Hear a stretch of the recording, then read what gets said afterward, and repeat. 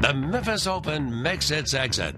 Tonight, reasons the tournament that brought top tennis talent to town is leaving. Plus, new progress after a WMC Action News 5 investigation. We just ain't the right area for it. What happened after we started asking new questions about a strip club near a church and school? And justice, decades in the making. If you did the crime, you're going to have to face whatever the consequences are. The way unsolved murders in the civil rights era could get a second chance.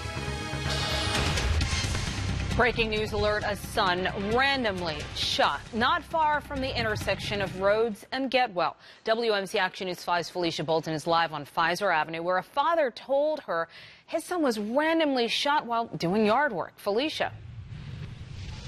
That's right, Kanji. There's actually two scenes out here today. Memphis police are still investigating clues in the 4,000 block of Meadow, which is right behind me, after that man was shot just one street over hours ago. According to the father of that victim, the 50-year-old man was shot while he was doing yard work in the 4,000 block of Pfizer. His father identifies him as Kenneth Payne. He says his son was helping a neighbor with her yard work when they heard about 5 or 6 gunshots. As bullets flew, the father says the man ran across the street to his dad.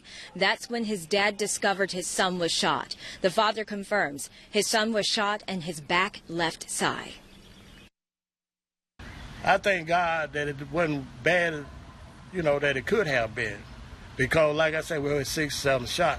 We were sitting on the front porch, and all of them, like some hit the side of the house. And when he come across the creek and fell, it's just like, what going on? And he said he had got hit. So far, Memphis police have not released any details as to what caused this gunfire. We are working with police to get those details as to what led up to the gunfire. And tonight at 10, we have the very latest from officers, as well as more from this heartfelt message from this father. Reporting live in Memphis, Felicia Bolton, WMC Action News 5. The Memphis Open had 4 decades of history in the Bluff City. It brought top tennis stars like Venus Williams, Andy Roddick, and John Isner to the Mid-South. But today, a WMC Action News 5 source says the tournament is leaving town. Tonight, Sasha Jones is live with why there wasn't enough love to make it stay. Sasha. Kanji, our sources say that it's because of a lack of star power that the event is leaving town. The Memphis Open has a long history right here in the city, and local businesses say they will be impacted. The proud home of the Memphis Open. But sources say not anymore. According to sources close to WMC Action News 5, the Memphis Open is expected to relocate to New York City in 2018. The tennis tournament brought some of tennis's biggest names and has been an institution in Memphis sports for 41 years. Tennis player Ryan Harrison took to Twitter posting this, quote, "Sad to hear about the @Memphis Open moving to New York. Will forever be one of my greatest tennis memories. #ThankYouMemphis." A source told WMC Action News 5 the tournament has been struggling to sell tickets due to a lack of stars in the tournament. I think it's a bummer for people who like tennis because they won't get to see a big tournament like that. City Silo executive chef Will Bird says the tournament provided a boost for East Memphis businesses.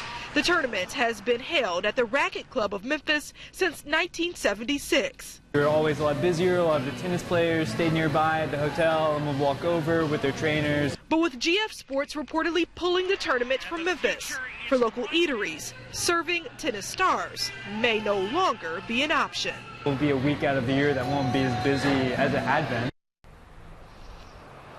And we have reached out to the Racquet Club of Memphis along with GF Sports for comment on this topic, but we have not heard back as of yet. In East Memphis, Sasha Jones, WMC Action News 5. It's part 2 of a WMC Action News 5 investigation. Our Jerry Askin first got inspectors to shut down this strip club located not far from a church near Mendenhall and Mount Moriah. And now his questions led to inspectors heading back out to the property after we learned that the sign still hadn't come down. Now, since my story last month, this sign still reads, "Do not occupy" on the door, yet this gated door has been put up. Yes, they need to take it down. More than a month after county inspectors told property owners here this building wasn't allowed to open as a strip club, this marquee on the building is still up, and this coming soon sign still stands, all near a church and apartments where kids usually play. Yeah, it really is kind of tacky. Friday, we saw county inspectors at the vacant building. After a viewer complained about these signs up, I've learned owners will be cited for going against the sign permit. Inspectors say they have 30 days to cover these signs, take them down, or appear in court. It just ain't the right area for it. WMC Action News 5 first brought this to county inspectors last month after several viewers complained about this building possibly opening as a strip club near a church. Inspectors say owners here originally said they planned to open as a bar or a pawn shop. When I tried to get reaction from property owners here last month, No comment. I was quickly shown the door. Jerry Askin, WMC Action News 5. Breaking news alert after a day of bouncing up and down. U.S. stocks finished relatively unchanged following the news of U.S. airstrikes against Syria. Tonight, Tennessee State Senator Lee Harris of Memphis is asking the General Assembly to reconsider its position on allowing refugees into Tennessee. Senator Harris said, quote, providing a safe haven for the people who are fleeing for their lives and who would join us in opposition to the regime would strengthen our country's position in this conflict, end quote. A new reward is being offered in a 1986 Mid-South homicide. Investigators say this man that you see on your screen, John Rand, disappeared in '86 and about a week later was found shot to death in Drummond's. The TBI and Tipton County Sheriff's offices have pursued all possible leads in the cold case, and now they need new tips to find the killer. That $1,000 reward is being offered from the Sheriff's office. Today, a somber ceremony honoring 6 children who investigators say all died at the hands of violence or neglect.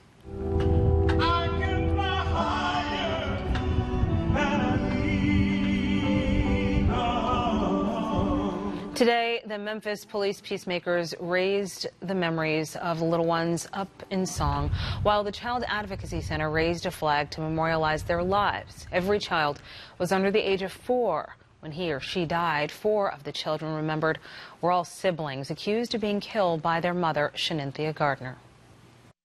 We may disagree on many things in this world, but this is not one of them. Everyone agrees that these children should not have lost their lives to violence.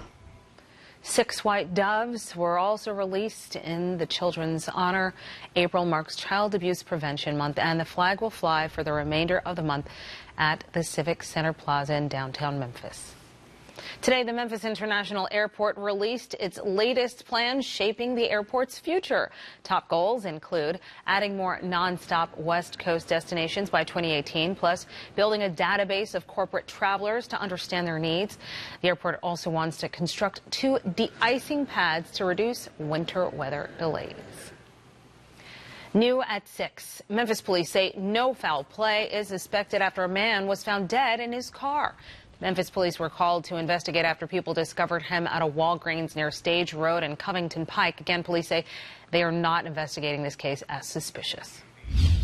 Frost advisory for parts of the Mid-South. If you've done any early planning, especially if you live along the Tennessee River Valley, you want to take some precaution tonight. We've got a frost advisory from Gibson County down into northeastern Mississippi for Tippah and Alcorn counties. Temperatures are going to get chilly all around the Mid-South, but I think the areas most likely to see the frost are going to be much farther to our east. But Selmer, it'll drop to 39. We're looking at 38 tonight in Corinth, with the rest of northern Mississippi lower 40s, mid-40s back into eastern Arkansas. You want to get out and do a little planting this weekend, though? I think after this, our frost probabilities are done.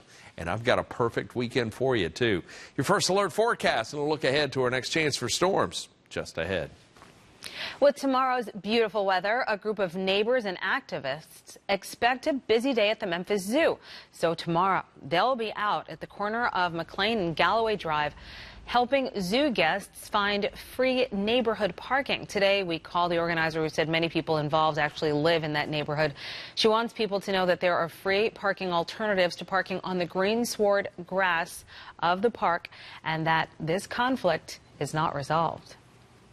A Tennessee state lawmaker wants unsolved murders from the civil rights era to get a fresh set of eyes. Representative Johnny Turner of Memphis is now pushing for those silenced. She brought Memphis activist Charlie Morris to Nashville to help push for that bill. Morris's brother was killed in a racially motivated beating. We go to all of this trouble to get justice. And if they are alive, they have to face, you did the crime, you're going to have to face whatever the consequences are.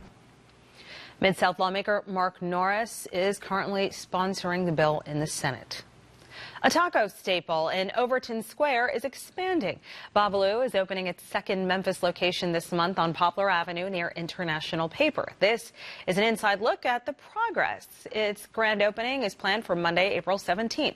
The company says the new location has created 150 new jobs. Different from Overton Square, this location will feature a chef's table featuring an unobscured view of the kitchen. For a complete slideshow inside, visit WMCActionNews5.com. I wonder if they'll have a patio. You're going to want to look for one this weekend. We've got a great weekend coming, but I'm already tracking another chance for storms. Your first alert forecast is just ahead. New and next at 6. Oh, baby, I believe in you. Only on 5, how this singer landed a song Grammy winner David Porter had been waiting 20 years to give to the right person. Plus, a new hotel steps off of Beale. What's planned inside and the developer's next hurdle before construction can start.